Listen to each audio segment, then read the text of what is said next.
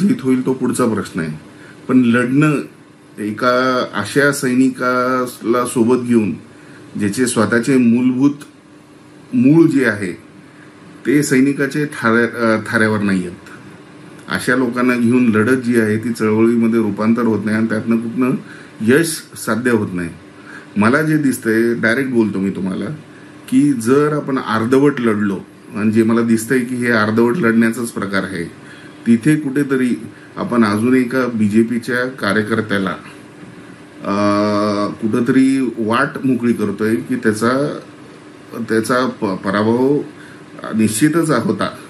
पण कुठेतरी त्याला सोयीचं वातावरण होईल का, ही मला अत्यंत मोठी काळजी आहे.